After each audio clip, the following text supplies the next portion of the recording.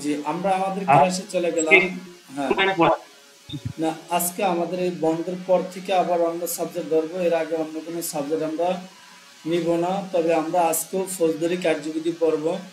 ফৌজদারি কার্যবিধির ৩৪৪ ধারা আজকে আমরা আলোচনা করব। তবে আপনারা ইতিপূর্বে আমি আলোচনা করছি, আপনারা জানেন যে বিচারের পূর্বে রিমান্ড হচ্ছে ১৬৭ ধারায়।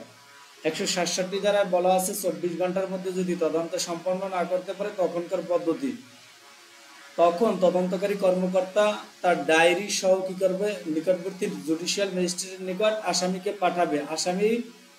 আসামিকে ১৬৭ ধারা অনুসারে সর্বোচ্চ ১৫ দিনের রিমান্ড দিতে পারবে, ১৫ দিনের বেশি দিতে পারবে না। এটা বলা হচ্ছে ১৬৭ ধারা। এটা হচ্ছে বিচারের পূর্বে রিমান্ড। ক্লাস শুনেন, এখন লেখালেখি করেন না। এটা হচ্ছে বিচারের পূর্বে রিমান্ড। আর বিচার চলাকালীন রিমান্ড হচ্ছে ৩৪৪ ধারায়। ৩৪৪ ধারায় বলছে কার্যক্রম স্থগিত বা মুলতবি রাখার ক্ষমতা। আবার এটাকে টাইম পিটিশনও বলা যায়। আমরা একটু দেখি ৩৪৪ ধারায় কি বলছে। ৩৪৪ ধারায় বলছে মামলার কার্যক্রম আরম্ভ হলে কোনো সাক্ষীর অনুপস্থিতিতে বা অন্য কোনো কারণে আদালত বিচার কার্যক্রম স্থগিত রেখে বা মুলতবি রাখতে পারে। বিচার কার্যক্রমটা কি করতে পারে?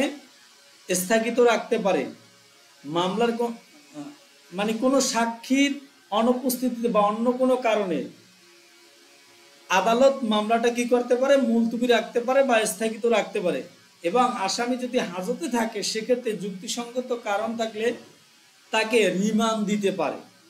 এখানে কিন্তু হাজতে থাকা অবস্থায় রিমান্ড মানে বিচার চলাকালীন রিমান্ড এখানে আসছে। আবার এই ৩৪৪ কিন্তু কি মুলতবিও আছে। যদি অনুপস্থিত থাকে সাক্ষী সেক্ষেত্রে বা অন্য কোনো কারণে কি করতে পারে? বিচার কার্যক্রম স্থগিত বা মুলতবি রাখতে পারে। এবং যুক্তিসঙ্গত কারণ থাকলে আসামিকে রিমান্ডও দিতে পারে ৩৪৪ ধারায়। তাহলে বিচারের পূর্বে রিমান্ড হচ্ছে ১৬৭ ধারায়, আর বিচারের চলাকালীন রিমান্ড হচ্ছে ৩৪৪ ধারায়। এই ৩৪৪ ধারায় শুধুমাত্র রিমান্ড না, এখানে কিন্তু আরো একটা বিষয় আছে, তা হচ্ছে টাইম পিটিশন, মুলতবি। আমরা যদি দেখি দেওয়ানি কার্যবিধি ১৯০৮-এর মুলতবি হচ্ছে ১৭ আদেশে এবং ১৪৮ ধারায়। আবার রিমান্ড যদি আপনারা দেখেন, যদি আপনি রিমান্ড দেখেন দেওয়ানি কার্যবিধিতে ১০৭ ধারায়, আর হচ্ছে ৪১ আদেশের ২৩ বিধিতে রিমান্ড আছে। আর যদি আপনারা দেখেন সিআরপিসি ফৌজদারি কার্যবিধিতে যদি আপনি রিমান্ড দেখেন তা হচ্ছে ৩৪৪ ধারায় আর ১৬৭ ধারায়। একটা হচ্ছে বিচার চলাকালীন আর একটা হচ্ছে বিচারের পূর্বে রিমান্ড, তা হচ্ছে ১৬৭ ধারায়। বুঝছেন কিনা? প্রশ্ন থাকলে একটু প্রশ্ন করেন। ৩০ সেকেন্ড হারিয়ার।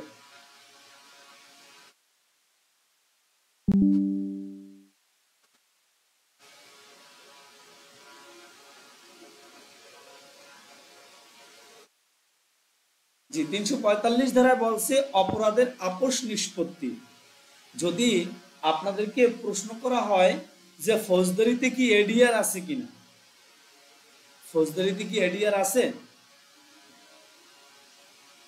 ফৌজদারিতে এডিআর আছে? এটা এডিআর না, এটা জি, ফৌজদারিতে কিন্তু এডিআর হয় না কখনো। ফৌজদারিতে ৩৪৫ ধারায় বলা আছে অপরাধের আপোষ নিষ্পত্তি। এক্ষেত্রে অপরাধের আপোষ নিষ্পত্তি করতে হইলে ক্ষতিগ্রস্ত পক্ষের সম্মতি লাগবে। কোনো কোনো ক্ষেত্রে আদালতের কি লাগে? সম্মতি লাগে। এখন যদি অপরাধের আপোষ নিষ্পত্তি হয়ে যায় সেক্ষেত্রে কিন্তু আসামি খালাস পাবে। এখানে আমরা দুইটা জিনিস পাইলাম, তা হচ্ছে ক্ষতিগ্রস্ত পক্ষের সম্মতি লাগে, আবার কোনো কোনো ক্ষেত্রে আদালতেরও কি লাগে? সম্মতি লাগে। যদি আপনাদেরকে প্রশ্ন করা হয় ফৌজদারি কার্যবিধিতে এডিআর আছে কিনা, জি না স্যার এডিআর নাই, তবে এডিআর এর মতো ৩৪৫ ধারায় আপোষ নিষ্পত্তি আছে। বিষয়টা ক্লিয়ার? তাহলে আমরা ৩৪৪ এবং ৩৪৫ ধারা শেষ করলাম। প্রশ্ন থাকলে প্রশ্ন করেন, আমি একটু লেখাবো।